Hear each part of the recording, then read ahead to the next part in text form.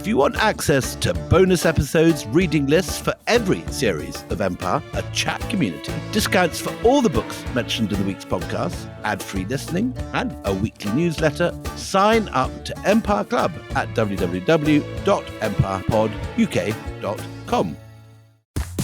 This episode is brought to you by State Farm. Knowing you could be saving money for the things you really want, like that dream house or ride, is a great feeling. That's why the State Farm Personal Price Plan can help you save when you choose to bundle home and auto. Bundling, just another way to save with the Personal Price Plan. Prices are based on rating plans that vary by state. Coverage options are selected by the customer. Availability, amount of discounts and savings, and eligibility vary by state. Meet the most capable CR-V Honda has ever dreamed of. The all-new CR-V Trail Sport Hybrid. With all-terrain tires and available enhanced traction control, it's built for wherever the day takes you. Heated front seats and a heated steering wheel, ideal for winter drives and crisp early starts. And with generous cargo space, it's ready for big gear and even bigger getaways. The CR-V Trail Sport Hybrid. Learn more at honda.com/CRV. Shop 4th of July savings at the Home Depot right now and get up to 40% off, plus up to an extra $600 off select appliances with free delivery, like Samsung. From all-in-one washer dryers to smart refrigerators, upgrade to tech you can trust with Samsung appliances. The Home Depot has what you need to simplify your routine. Don't miss 4th of July appliance savings at the Home Depot. Free delivery on appliance purchases of $396 or more. Offer valid June 18th through July 9th. U.S. only. See store or online for details.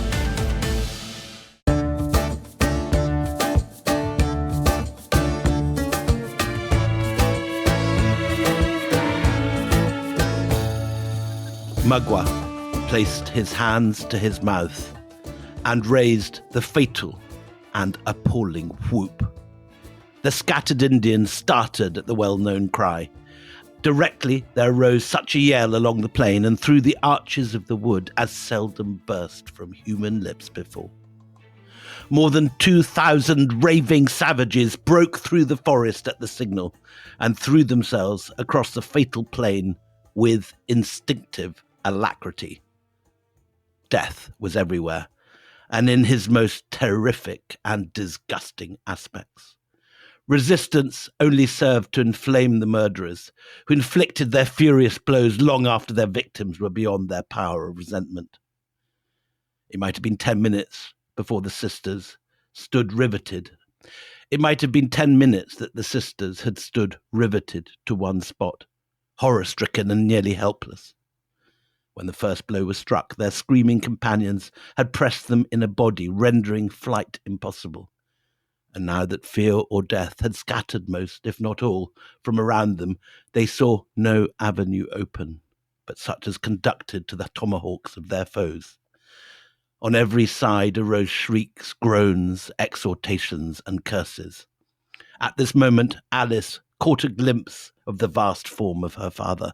"Father, father, we are here," shrieked Alice as he passed at no great distance without appearing to heed them. "Come to us, father, or we die." Do not adjust your sets. This is not book at bedtime hijack, or a particularly bloody version of Jackanory, if you like. It's just that Williams found this. Very good. Thank you.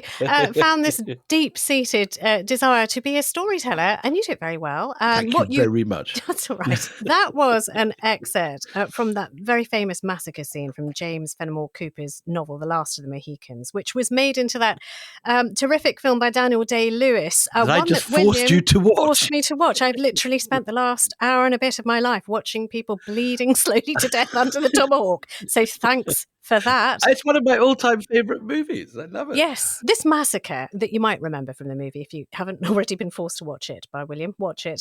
It's immortalised in that film, The Last of the Mohicans, and it is actually based on a real thing that happened. It's what the Americans still call the French and Indian Wars, when Huron warriors ambushed an army of English redcoats after the surrender of Fort William Henry in 1757. And this became one of the most famous incidents in 18th century history. It was a key moment of the global conflict between France and England, known as the 7 Years' War. And in this war, the French, with their Huron allies, lay siege to this place, Fort William Henry. And after a 6-day bombardment, the British finally surrender.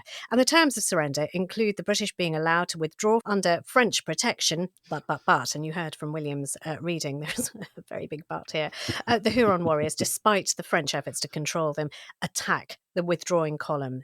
And it leads to this really quite horrific massacre. The Huron kill and scalp many of the British soldiers and civilians. They take captives, and then they slaughter the sick and the wounded. And we're here to talk about this period of history because you can't really talk about Canada without talking about that conflict that shaped so much, not just of Europe, the 7-Year War, but also of North America.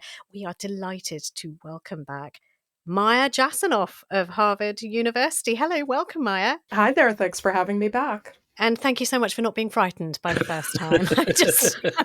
I have a lot of things to say about it. First of all, we should say that Maya, like Anita, this morning had woke up without ever seeing this greatest of all movies. And unlike me, Maya didn't give in to your hectoring. Well done, Maya. Well, above all, I didn't give in to the undoubted appeals of Daniel Day-Lewis, which is the primary reason that I might tune in. I mean, just between you and me, quite dishy.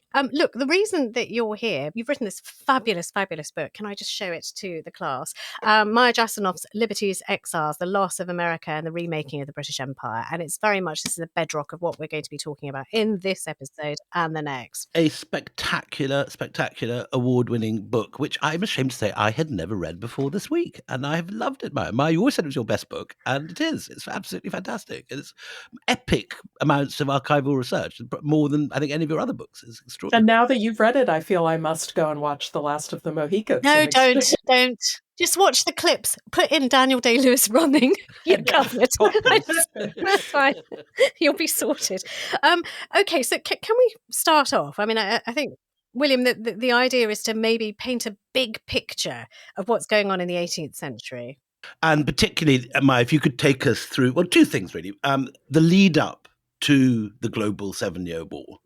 But specifically, the cameras down to what will become Canada, the north part of British possessions in North America. So we call it the 7 Years' War in global history, but really it's part of what some historians would call the Second 100 Years' War, because the whole of the 18th century really is a series of conflicts between chiefly Britain and France and a somewhat shifting set of allies, which in the second half of the 18th century sees France and Spain often together, and Britain and Protestant German powers together, including Prussia. Prussia being the guys that have really got the whole kind of military thing going in an extraordinary way at this point.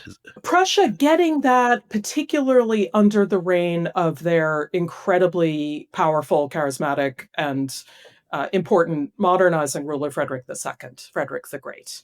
Another thing that's striking about this period is there are these very pivotal rulers in a bunch of places. You'll end up with, of course, the Empress Catherine and in Russia later in the 18th century. You have Frederick the Great. You have, Louis the 14th. You have, various important monarchs who are sort of changing the playing field, and Maria Theresa and Joseph II in Austria as well. But Frederick the Great, important because of his revolution in warfare, which goes global. Absolutely, yeah. So he's very significant, and we can add, by the way, that as far as Britain is concerned, remember that this is a period where the monarchs of Britain are also the electors of Hanover. So George I, who becomes king in the early 18th century, comes from Hanover, is succeeded by his son George II, who's the monarch over the period that we're discussing right now. And as Elector of Hanover, he has responsibilities to his German state.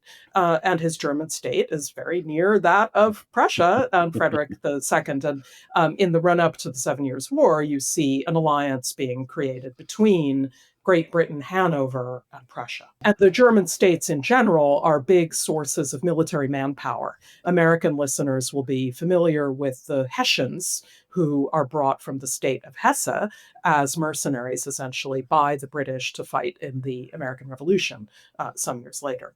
Take us to why you've got Britain and France facing off against each other in North America. First of all, why is that part of the world so important to them?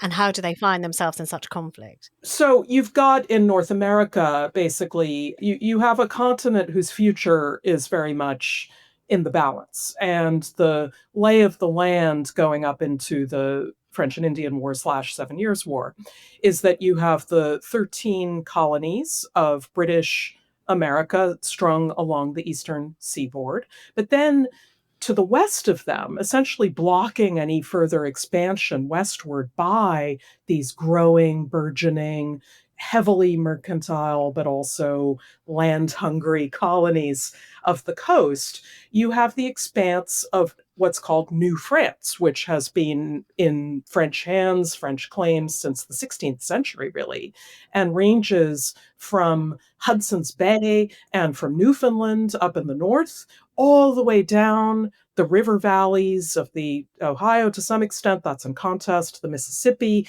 down to the Gulf of Mexico and New Orleans in the south. Just before I came and had dinner with you at Harvard, Maya, last month, I'd been in Frontenac, which I hadn't realized was a French possession as far down in the Mississippi, on the outskirts of St. Louis. So, yeah, I mean, some of the cities that that still have versions of their French names in the United States that are part of New France are Detroit, in the Great Lakes, which is a big area of conflict and contestation between Britain and France in the second half of the 18th century and the United States, and St. Louis, which is a gateway to the West and was Fort St. Louis under the French. So the French have claim to this huge amount of land, but the French have very few people living in it. The population of New France in this period is in the 5 digits. 75,000, something like that. Compared to what in the British territories? Compared to about 1.5 million and growing pretty fast. Oh, really?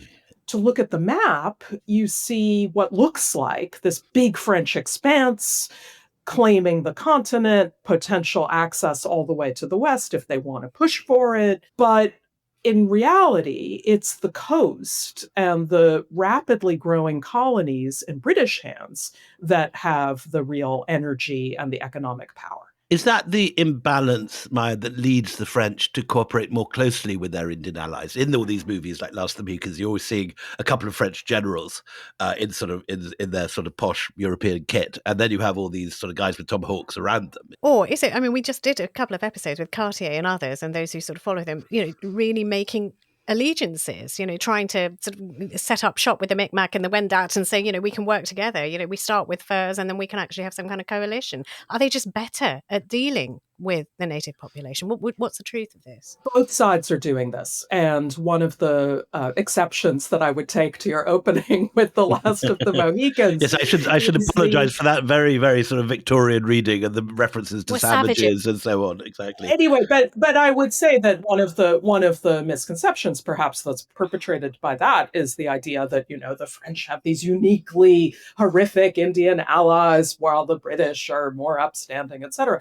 In truth, I mean, a lot of this land is, of course, it's really native land and they ought to have possession of it. And they're more powerful in many of these places. When you have 75,000 people scattered across a territory ranging from New Orleans to Quebec and beyond, this is really tiny numbers of people. And so, of course, along the way, the white traders are heavily dependent on relations with Indians. And there's also various objectives. I mean, you have Jesuit priests who are interested in converting people. Tell us about them, because they're very interesting. You mentioned when we were setting up a French movie. What was it called? Black Robe. Yes, there's a good movie or an instructive movie about the Jesuits in New France in the 17th century called Black Robe. It was made, I think, just about a year or so before Last of the Mohicans. And it gets into some of the interactions on the ground, and it includes, I think, a number of actors from Indigenous peoples and certainly on indigenous languages. So it's just something I would recommend to any listeners who want to get something more serious than the Last of the yeah, Mohicans. maybe we could put it that way. But suffice to say, I mean, what I want to get across here is that if you're looking at, say, the Great Lakes in the 17th and early 18th centuries, you see Europeans trading, particularly the fur trade, in areas with indigenous peoples, Indians, or Native Americans. Either phrase is used widely, and both of these groups, British, French, they're small numbers of people and they're very embedded in these communities. And in fact, the historian Richard White has influentially written about this time and place as what he calls a middle ground, a place where, in fact, there are ways in which white and Indian communities manage to create a sort of modus vivendi together that will later be shattered by much more aggressive claims to land that are being pursued, particularly by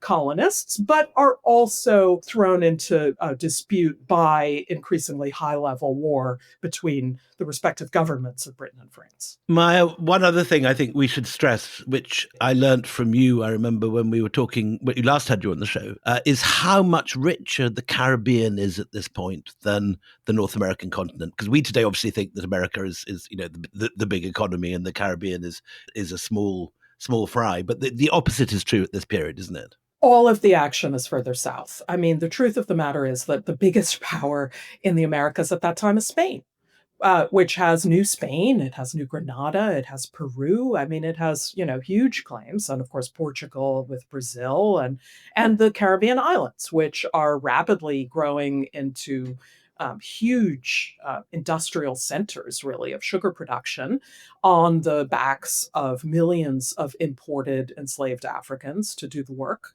And the economy of northern New England, part of New France, is very much bound up with that sugar economy because it's part of what we call the triangle trade, where you have trade in enslaved captives coming across the Atlantic from Africa, going to work on the sugar plantations. Then you have the byproducts of sugar production, rum, molasses, sugar itself being brought into the colonies and into, of course, Europe itself.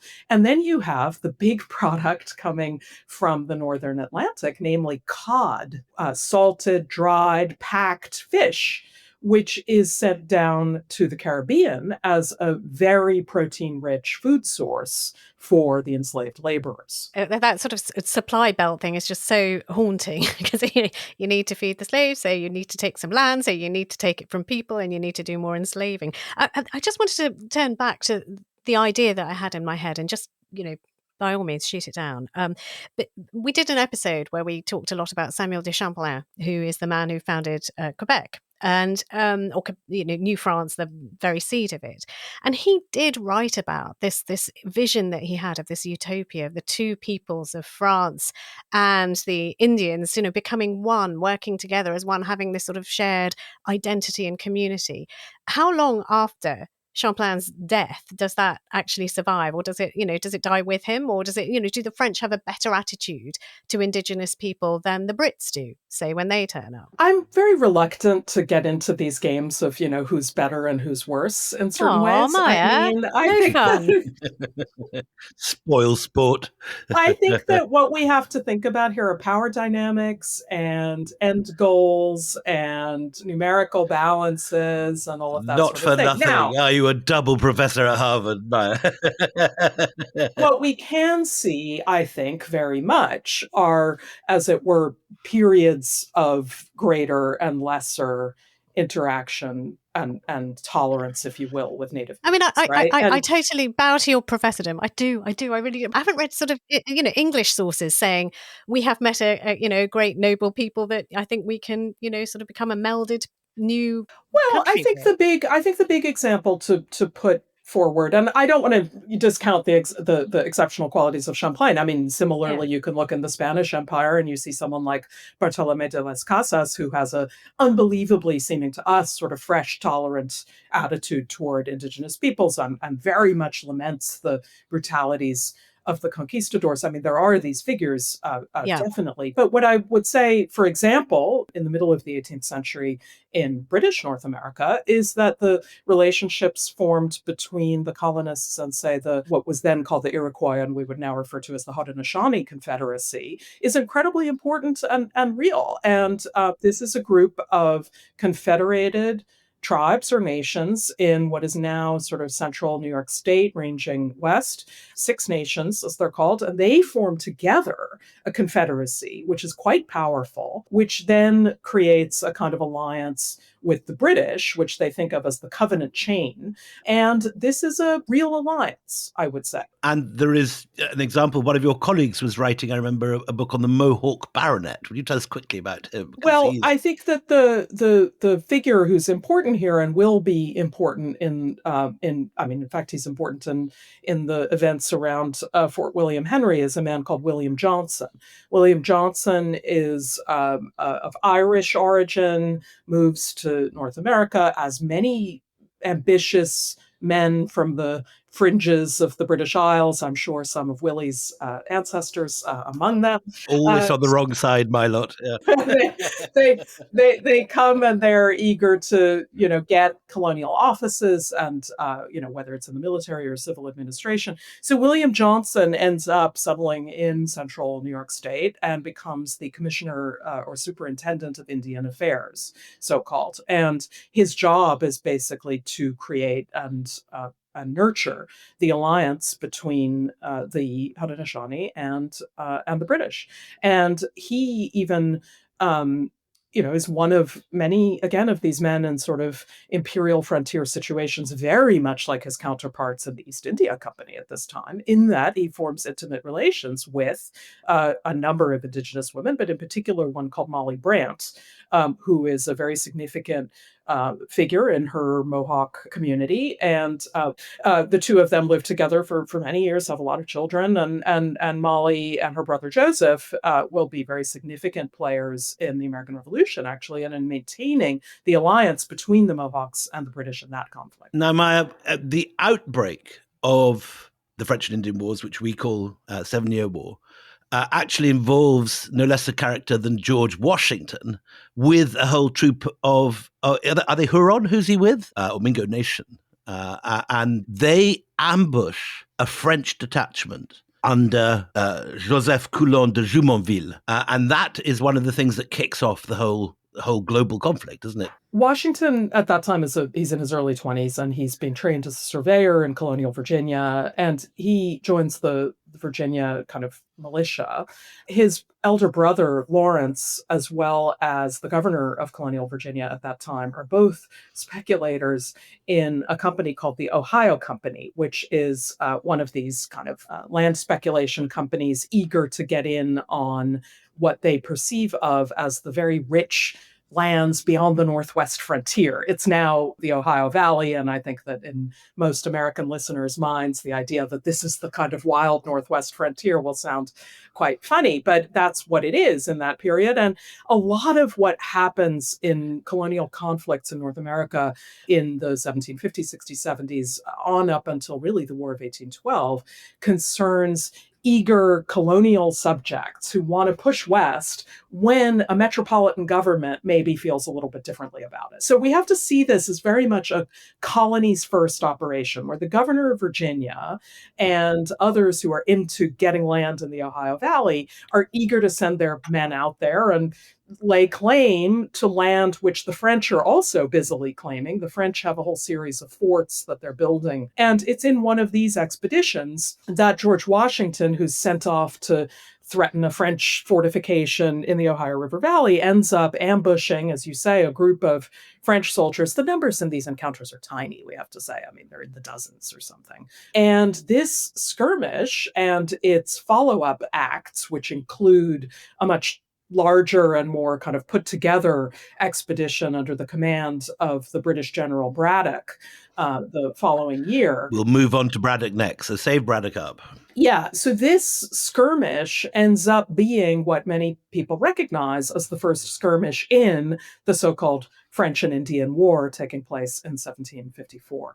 I do just want to make one little point as well, that the French and Indian War, as it's called in North America, is very much sort of, what would I say, synonymous with the 7 Years' War as it erupts in Europe. But we do need to change the dates on it a little bit, in the same way that if you look at, say, World War II from the perspective of Asia, you might tell the story really starting in, say, 1937 with the Right. Japanese invasions of Manchuria.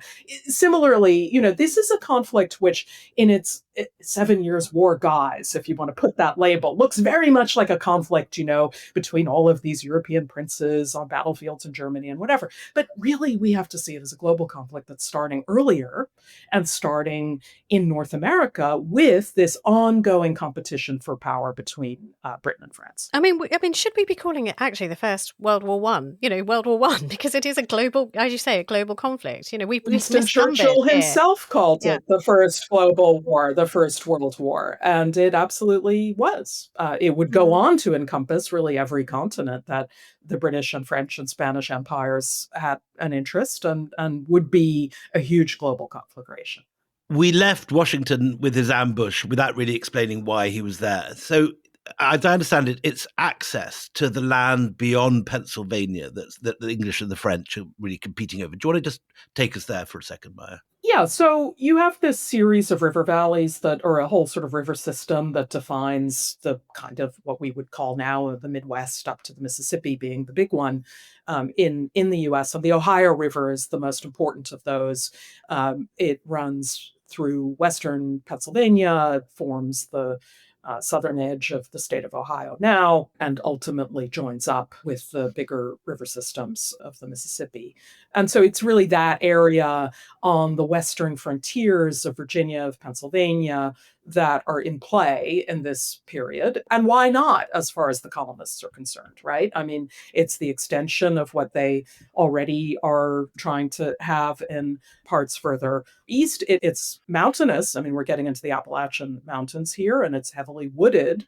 But you get into a river valley, and of course, it's very lush potential agricultural land. The other thing I want to highlight is that in the British imagination at this time, or British ideas of wealth, I mean, land is the essence of it, right? Land is what undergirds the great, we call them landed estates of the British Isles, the big aristocratic titles. So for the British colonists, these sort of ambitious, high-placed socially people like the governor of Virginia or like the Washington family, which are slaveholding, plantation-owning people, having big landed estates is very much part of their vision of what a wealthy future for themselves is going to look like.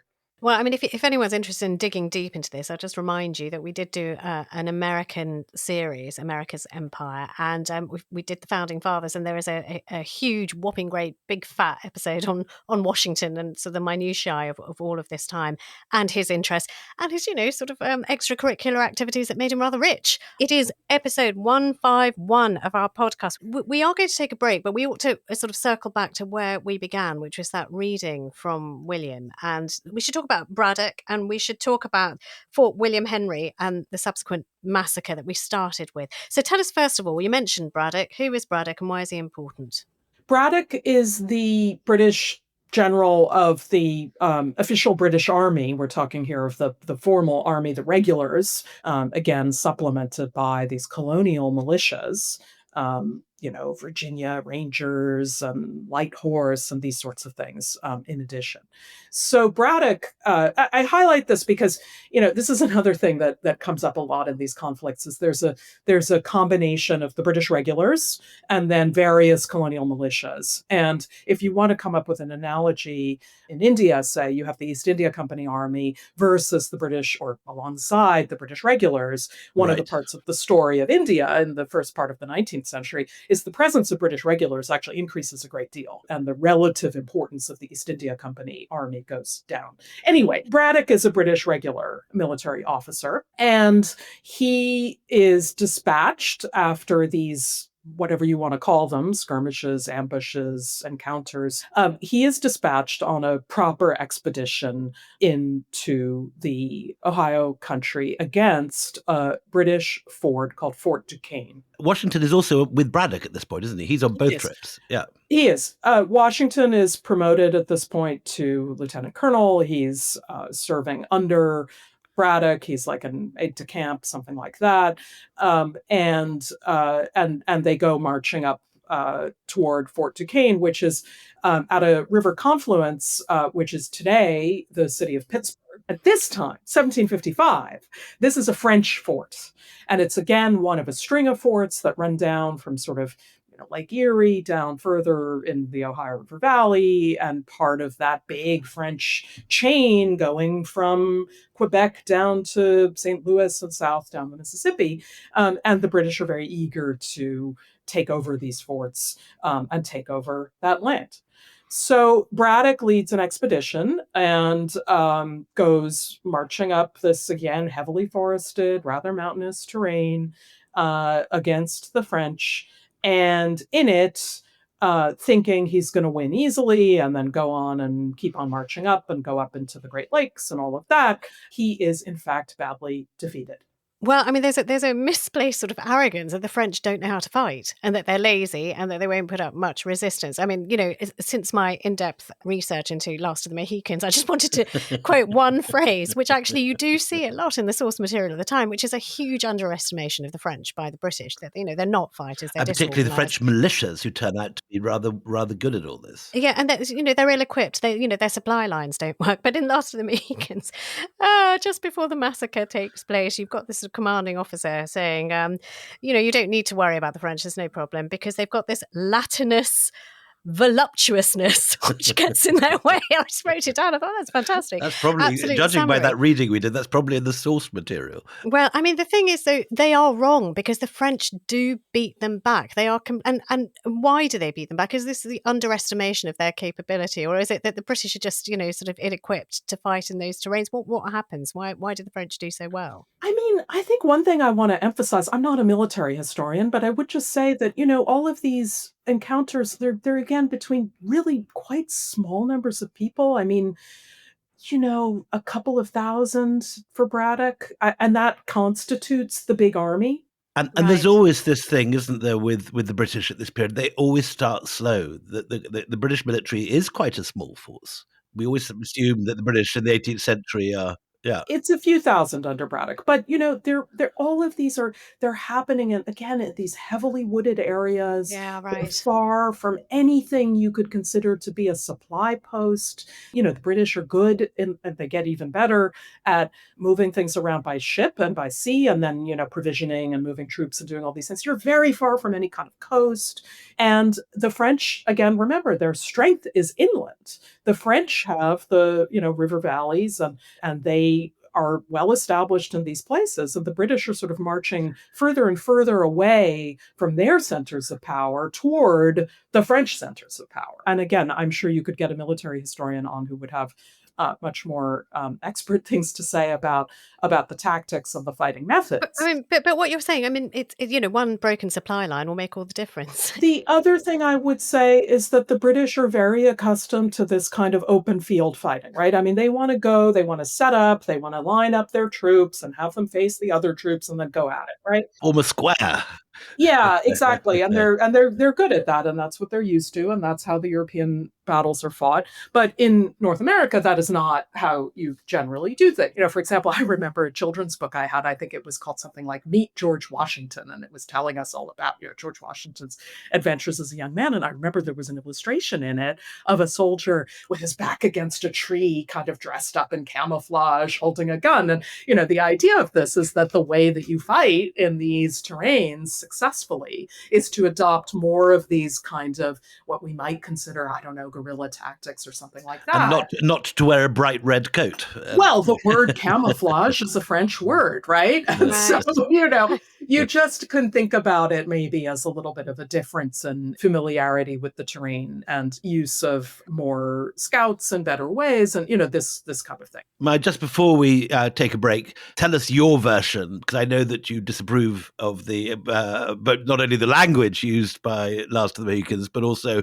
its depiction of that ambush. It was a far smaller and less exceptional massacre than British propaganda made it into. I would just say that description is intended to conjure up ideas of exceptional native savagery, which have all kinds of things to tell us about American attitudes about indigenous peoples and much less to tell us about the nature of conflict in the 18th century. Well, on that admonishment, we'll take a break and join us after the break. Well, there will not be a reading in sight, but we'll get into I don't think Maya's going to be watching the Last of the Mohicans anytime soon, even with Daniel Day-Lewis's bare chest. Literally never going to get that hour of my life back. Anyway, join us in a moment. This episode is brought to you by San Pellegrino Ciao, a new kind of flavored sparkling water. The kind made with real fruit juice, a pinch of Sicilian salt, and the sparkle of the Italian sun. With no added sugar and just 10 or less calories per can, enjoy. With love, from Italy. By San Pellegrino Ciao now. On WhatsApp, no one can see or hear your personal messages. Whether it's a voice call, message, or sending a password. To WhatsApp, it's all just this. So whether you're sharing the streaming password in the family chat or trading those late-night voice messages that could basically become a podcast, your personal messages stay between you, your friends, and your family. No one else. Not even us. WhatsApp. Message privately with everyone. Everyone who works at Starbucks, full or part-time, gets stock in our company, simply for being part of our company. That's why we call our employees partners, because when Starbucks succeeds, our people do too. And that success turns into down payments, family vacations, and so much more. At Starbucks, benefits like company stock are just the start. Learn more about how we support partners at starbucks.com/partners.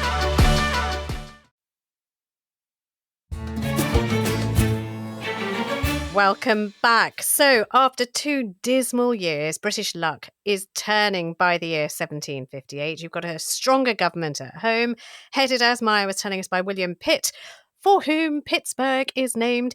We're learning things every day. Along with better generals, stronger finances, and all of these things together are beginning to count. So Pitt lavishly subsidizes the colonies. He induces them to provide crucial assistance in troops and supplies for the army and fleet he sends across the ocean. The Royal Navy had kept the French Navy tied up at the docks in port in France. And so, there is some space for damage to be done. And this is kind of the backdrop for the extraordinary story of James Wolfe. Now, first of all, give us a little pen portrait of the man James Wolfe and why we should know about him. So James Wolfe is a career professional military officer. He has already served in the previous war, the War of the Austrian Succession in the 1740s, and he'd been a garrison commander in the Scottish Highlands, which, of course, is also a place of some military conflict, as you will know, William, in the 1740s. He is, again, so many of these people are, one of these Anglo-Irish commanders. He's a young, ambitious commander who is very much on the make. And his appointment to a command in North America is going to be the making of him, and he absolutely intends to make the most of it. So the British sent across this amphibious force. They participate in the siege of Louisburg, which is of a huge French fort. I mean, the size of this fleet is significant. You've got sort of James Wolfe commanding, 8,500 men on this fleet, which is a lot. And one thing to add about him, if you met him in the street, you may not be that impressed by Wolfe because the descriptions of him seem to portray quite a sickly sort of weakling of a man who, the kind of man you imagine would have rather the limp handshake. That was the general impression of him even at the time, wasn't it, Maya? Absolutely. He was understood as this kind of, ambitious, neurotic, like slightly frail kind of character. Basically describing Woody Allen. He's Woody Allen in battle. Right, okay. Yes. As I tell my students, he had the kind of the kind of mentality that would make him very much a kind of person who would want to get into Harvard and then excel once he got there. I mean, I think he was very sort of ambitious for success. And so this big British fleet goes across. They successfully lay siege to a large French fort, which essentially guards the mouth of the St. Lawrence River. And from there, the plan is that they will go sailing down the St. Lawrence and take control of the capital of New France, namely the city of Quebec. So this is a big operation, and it shows the British doing something which they're very good at and is responsible for a lot of their military success in the decades to come. And that is these joint operations, amphibious operations, where they're able to move troops well, they can position them, and they can land them, and then the troops can go and wreak damage on land. And by the way, what is one of the great sources of naval timber for the British, particularly for the masts? It is the white pines that grow with lush profusion in the territories of formerly New France, soon to be increasingly British North America. In any event, they successfully make their way down the St. Lawrence River. I should add, there's a whole sort of side story, which I think we should talk about, which deals with the French-speaking inhabitants of part of Nova Scotia in this period, which end up getting expelled and in a real sort of ethnic cleansing operation. Which you write about very movingly in your Liberty's Exiles. Yeah, there's a real sort of ethnic cleansing operation of French-speaking colonists from Nova Scotia in this period. I'd never read about that before. It's a horrific So how story. do they make the move, Maya? Just give us an insight into how they chase them out. I'm going to give you one little twist going back, which is that we talked about New France versus the 13 colonies of North America. Well, in the end of one of the earlier wars in this region, the British get possession of a large chunk of present-day Nova Scotia. And this has been part of New France up until 1713 when the British get it. And a lot of the people living there are French-speaking Catholics. And they're known as Acadians because this province of New France is called Acadie, Acadia. The Acadians go about doing their business. The people, particularly from the New England colony of Massachusetts, end up moving up into this region. There's a very, very profitable fishing industry, as we've already touched on. But at the time of the renewed conflict in the 1750s, the presence of these French-speaking colonists in really British Nova Scotia becomes increasingly troublesome to the British, and they end up getting cleared out, very much like the Highlanders from Scotland in very much the same period. Loaded into prisons and then shipped off on boats. They are systematically rounded up by British military officers. Wolfe is part of this, and they are carried away. Men, women, and children, an entire people. And often separated women and children from their men. It's a straight up ethnic cleansing operation. Yeah. And a number of them end up moving further south into present-day Maine. Many Americans will be familiar, perhaps, with Acadia National Park. It's the same name, of course, Acadia there. And to this day, there's French-speaking communities even, tucked away in parts of Maine. But above all, their best-known emigration takes some of them to New Orleans, where Acadian gets shortened into the term Cajun, and the descendants of these Acadians become the Cajuns of Louisiana. You have Cajun spices, it's Acadian. Gosh. So that's a sort of side plot happening here. And just, you have to wait for 1 second while our minds are blown by another fact you casually throw on the table. Okay, this is extraordinary. Thank you. Do carry on. Okay, so back to that's 1758. 1708, they've got Louisburg, and they move on down the St. Lawrence River. Then Wolfe is charged with attacking the city of Quebec. Now, one other little side thing. I've been stressing the smallness of numbers about a lot of this. And one of the consequences of that is that you see all of the same people kind of recurring in these things. So, for example, on Braddock's campaign, we have George Washington, right? We also have Thomas Gage, who ends up being the commander-in-chief of the British forces in Boston at the beginning of the American Revolution. And they're both, in Braddock's expedition in 1755. What do we have in the surveying of the St. Lawrence River and its entry point? It's James Cook turns up, doesn't he? Exactly. James Cook, who will go on later. James Cook, who had been a merchant mariner, joins the British Navy, will end up being the guy who is sent off on this huge expedition to the South Pacific. He charts the entry points to the St. Lawrence River, and will then go on to do this huge charting expedition in the South Pacific, which will be the sort of warm up for the British colonization of Australia in the 1780s. Anyway, they're moving on down the river. They end up outside Quebec, but then they have a real challenge. Wolfe has a real challenge, which is that Quebec is situated on a river, on the St. Lawrence River, but it's high up cliffs, and it's hard to figure out kind of how to attack this city. So they arrive there at the beginning of the summer of 1759, and Wolfe's job is to figure out how to attack the city. And he tries various things. They have conflicts at different points kind of around the city. They do quite a lot of slash and burn around about, don't they? A lot of the French they absolutely do. attack. And the effort here is, of course, again, to try to, cut off supply and so on. And the French commander adopts a maddeningly successful strategy, which is that he refuses to come out and engage.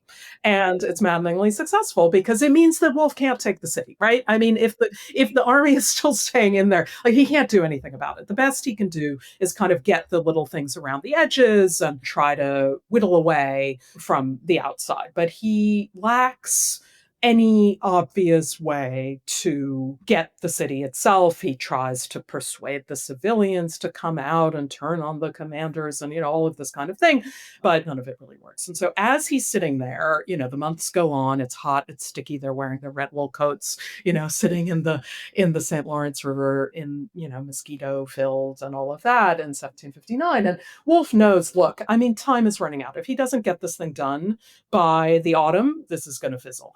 And so he decides to do something quite daring, really, and indicative of his rather brilliant neurotic temperament of sort of thinking it through and working it out and then coming up with a real stroke of genius if it works, and terrible risk if it doesn't.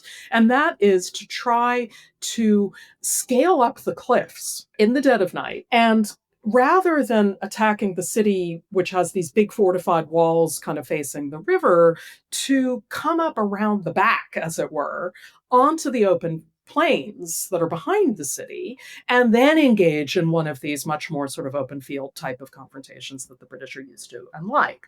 But it does involve a complicated river crossing, climbing up, feinting so that the French don't know that they're coming. But the climbing up, let's not just throw that away. It is a sheer cliff face. I mean, the climbing up. You have to kind of rappel up the cliffs, and you meanwhile have to, of course, pretend. I mean, you have to pretend to the French that you're not doing it. Yeah. Because, obviously when you're coming up, anyone who's above can just like shoot down on you and you're really done for, right? So throw pebbles at you, you're going to come down. Yeah, so they have to do all of these kind of, duplicitous things to make it seem that they're doing something other than what they are. And so in the dead of night, they end up scrabbling up the cliffs in the middle of the night. Is there a path that's shown to them, or is it their own initiative? It is climbing up the cliffs. It's 200 meters. It's not a joke. Imagine trying to carry up your artillery. They have only a couple of small cannon that they can bring with them up there. But, no one imagines that this can happen. And so the French commander, he hears some gunfire in the night or whatever, because, they're through the summer. There's been these little confrontations around the edges of the city. But then when he gets up in the morning, he sort of goes out and there's the British army, right outside the city. And they've managed to make it. And at this point, he does the thing he hadn't done before, which is that he comes out to fight. And there is an actual battle. It takes place on this open field, which is rather poetically called the Plains of Abraham. And on the Plains of Abraham, there is a day-long battle at the end of which Montcalm is fatally wounded. And well, he takes a ball shot to the gut, doesn't he? Quite a large hit of metal to his stomach. They run, see how they run, and never was a rout more complete than that of our army, reported a Frenchman. And much to his own glory, and some would say even his hopes, Wolfe also takes bullets to the wrist and the torso, and he ends up also dying at the end of this battle. And it is a hugely significant battle because the British take control of the capital of New France, and with it, the keys to that part of North America. And the significance of this... Before you do the significance, let's do the spooky bit, because there is a report that Wolfe, the night before, when he's sort of with his troops, there are officers saying that while they were crossing the river the previous night, Wolfe is reciting Thomas Gray's elegy written in a country churchyard. And there is a line in that, Maya, don't give up on the spooky here, lady. This is really good. There is a line in that which says, the paths of glory lead but to the grave.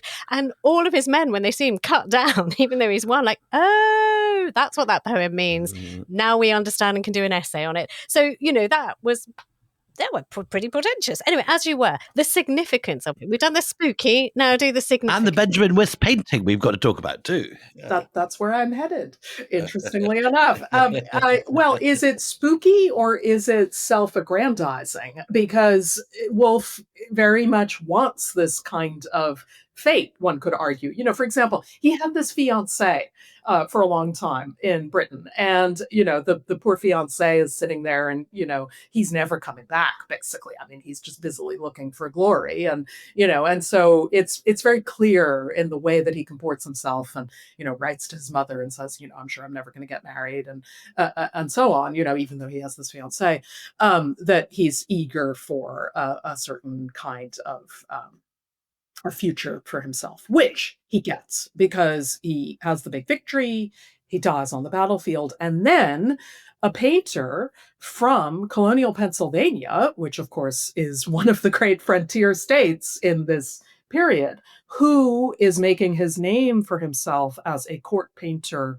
to George II and then George III by the name of Benjamin West, paints a hugely significant canvas depicting this event. It is called The Death of General Wolfe, and it is in the manner of the so-called history painting, a genre of big famous scenes, typically from ancient history, or if modern history, with everybody kind of puzzlingly dressed in togas. And one of the things about West's rendition of The Death of General Wolfe is that he paints everybody in modern garb.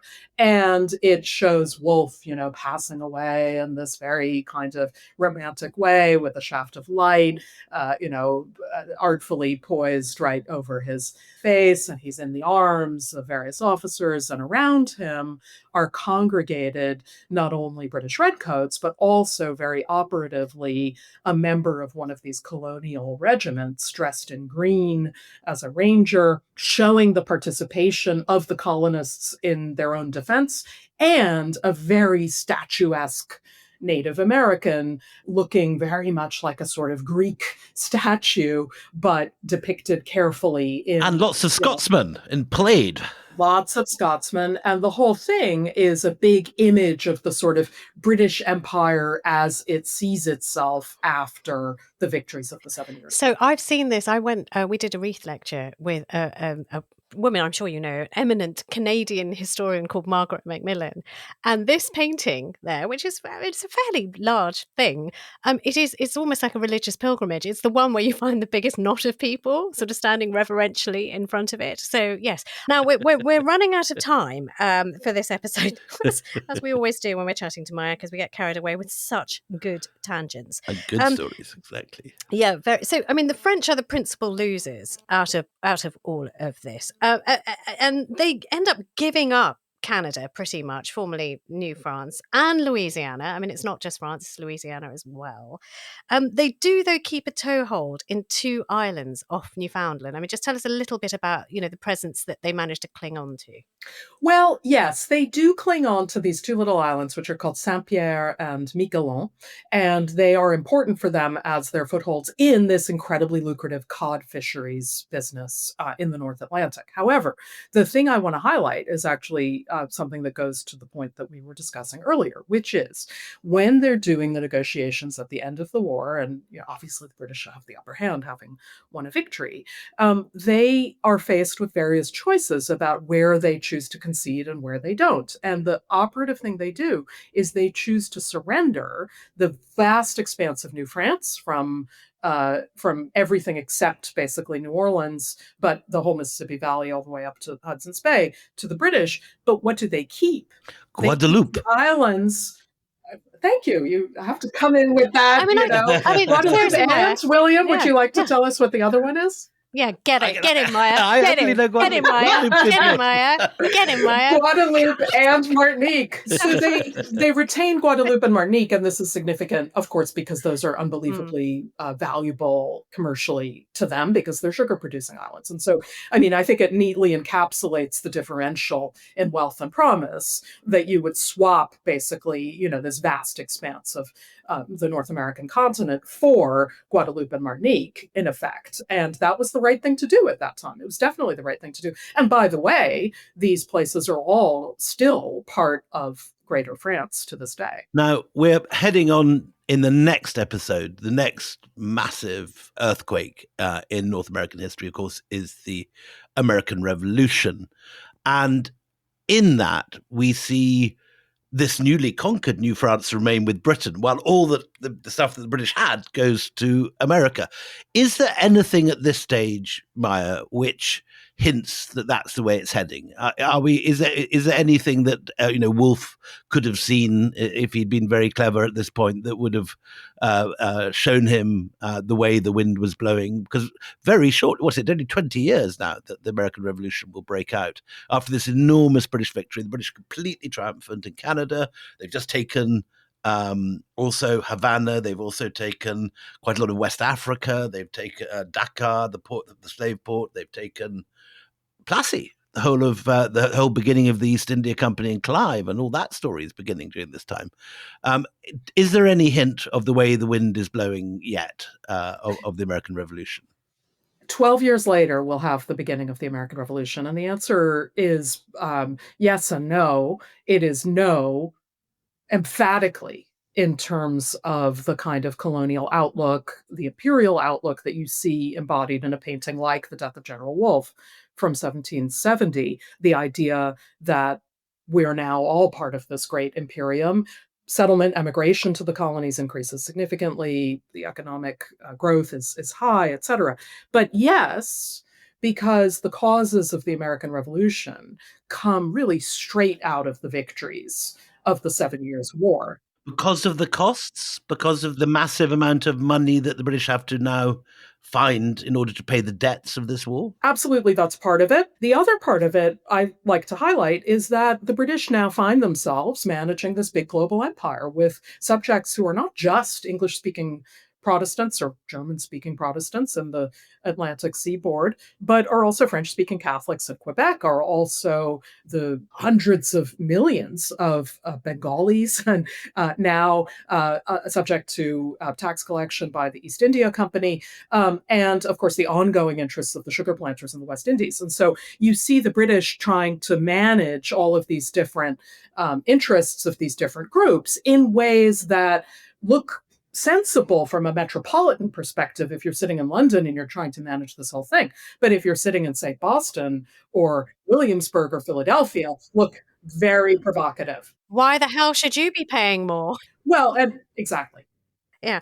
Look, we've got a lot to talk about, and that's where we're going to pick up on the next episode. If you're a member of our Empire Club, do you know what? You can just listen to it straight away, because what you need in your life is an endless loop of us. That's what you need. So go to empirepoduk.com. I mean, she makes it bearable, to be honest. empirepoduk.com. empirepoduk.com. Till the next time we meet, it's goodbye from me, Anita Arnon. And goodbye from me, William Dalrymple.